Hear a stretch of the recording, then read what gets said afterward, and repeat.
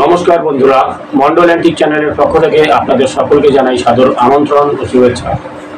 আজ এই ভিডিওতে আলোচনা করব 5 টাকার ট্র্যাক্টর নোট নিয়ে। তো 5 টাকার এই ট্র্যাক্টর নোটের মধ্যে ফার্স্ট ইস্যু এবং সেকেন্ড ইস্যু দুই রকম ডিজাইন আছে। 5 টাকার এই ট্র্যাক্টর নোট নিয়ে ইউটিউবে আপনারা অনেকেই ভিডিওতে দেখেছেন। সেই সব ভিডিওর থাম্বনেলে বিভিন্ন রকম আকর্ষণীয় দাম তারা লিখে থাকে, যার কারণে আপনারা ভিডিওগুলি ক্লিক করে সেগুলো কিন্তু দেখেন এবং আপনাদের মনে একটা ধারণা জন্মে যায় যে এই নোটগুলি আসলেই অনেকটা রেয়ার। তো এই নোটগুলি আসলে বাস্তবে কতটা রেয়ার সেটাই কিন্তু আজ এই ভিডিওতে জানাবো।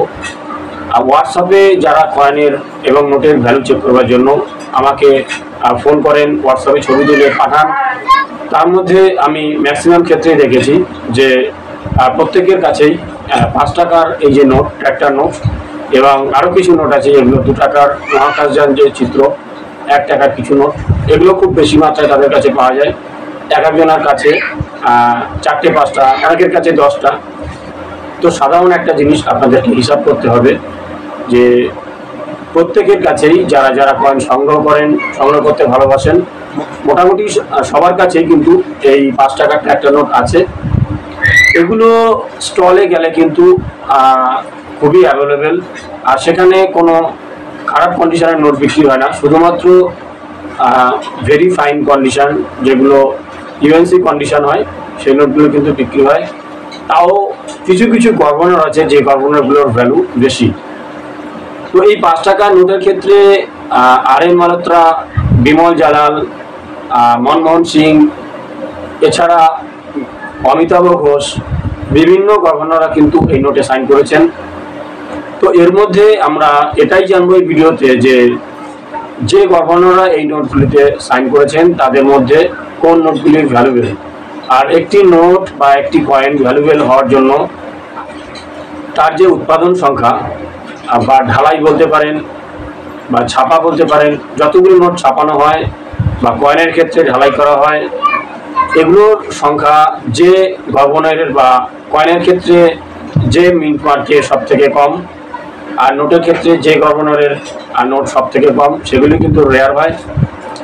আর এই 5 টাকা ট্র্যাক্টর নোট এতটা রেয়ার নয় যে যেগুলো আপনারা অন্যান্য ভিডিওতে দেখেছেন, 5 লাখ, 2 লাখ, 5 লাখ, 10 লাখ। একটা সময় ছিল যখন 5 টাকার হরিণের নোট বা তারও আগে সিডি দেশমুখ যেসব নোটগুলো ইস্যু করেছিল ব্রিটিশ আমলে, 1947-এর আগে যেসব নোট রিজার্ভ ব্যাংক ইস্যু করেছিল, তো সেই সব নোট কিন্তু আজকের দিনে অনেকটাই রেয়ার। 5,000, 10,000, 20,000, বিভিন্ন রকমের রেয়ার। তো বর্তমানে এই 5 টাকার ট্র্যাক্টর নোটের ক্ষেত্রেও কিন্তু এমন কিছু গভর্নর আছে যেগুলো কিন্তু অনেকটাই ভ্যালু একটি সিঙ্গেল নোটের ক্ষেত্রে। সাধারণত বর্তমানে 5 টাকার এবং 2 টাকার, 1 টাকার নোটের যে বান্ডিল, সেগুলো কিন্তু অনেকটা ভ্যালুয়েবল, এগুলো কিন্তু চলাচল বেশি হয়। তো এই ভিডিওতে আজ এটাই জানাবো যে এই 5 টাকার ট্র্যাক্টর নোটের মধ্যে কোন কোন গভর্নররা সাইন করেছেন এবং সবথেকে বেশি যে ভ্যালু 5 টাকার ট্র্যাক্টর নোটের ক্ষেত্রে সেটা কোন গভর্নর, সেটা কিন্তু এই ভিডিওতে জানাবো। তো আসুন এবার দেখতে থাকি এই ভিডিওতে। তো এই স্ক্রিনে দেখছেন যে 5 টাকার নোটগুলি। এই যে নোটটি, এটি ফার্স্ট ইস্যু নোট। তো এই নোটটির ক্ষেত্রে কে.আর. পুরী, এস. জগন্নাথন, বিভিন্ন গভর্নররা কিন্তু এই নোটে সাইন করেছেন। আই.জি. প্যাটেল, মনমোহন সিং। তো নোটগুলির ভ্যালু আপনারা যেমন 75 টাকা, 25 টাকা দেখতেই পাচ্ছেন যে কতটা এই নোটগুলির মূল্য। 50 টাকা, 25 টাকা। এখানে অমিতাভ ঘোষ, আর.এন. মালহোত্রা, বিভিন্ন গভর্নরের যে সইগুলি আপনারা দেখছেন। ফার্স্ট ইস্যু ট্র্যাক্টর নোটের মধ্যে যে গভর্নরের নোটটি সবথেকে রেয়ার, সেটি হলো অমিতাভ ঘোষ। নোটটির মধ্যে ডি ইনসেট এবং টি প্রেফিক্সের নোটটি সবথেকে ভ্যালু প্রায় 350 টাকা। প্রত্যেকটি নোটের ক্ষেত্রে কিন্তু এর অজস্র পরিমাণে ইস্যু করা হয়, যার কারণে এর বর্তমান নোটের যা ভ্যালু সেটা 50 টাকা থেকে 75 টাকা 25 টাকা এই ধরনের। তো এরই মধ্যে কিছু গভর্নর আছে যাদের নোটের সংখ্যা কিন্তু অনেকটা কম থাকার কারণে সেই সব নোটগুলি বর্তমানে অনেকটা ভ্যালুবেল। এই যে বিমল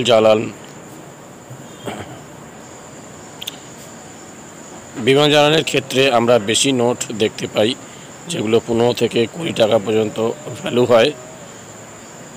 ডক্টর ওয়াইভি রেড্ডি, তো এই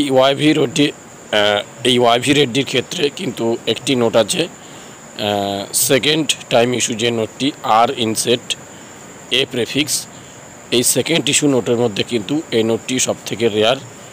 এই নোটের যদি বান্ডিল কারো কাছে থাকে সেগুলোর ভ্যালুটা অনেক বেশি পরিমাণে পাওয়া যাবে। তো ডিসওয়ারাও যেসব নোট দেখছেন, নোটগুলির ভ্যালু কিন্তু 10 টাকা করে ইউএনসি কন্ডিশনে। তো আজ ভিডিওটি এই পর্যন্তই। ফিরে আসছি আবার অন্য কোনো ভিডিওতে।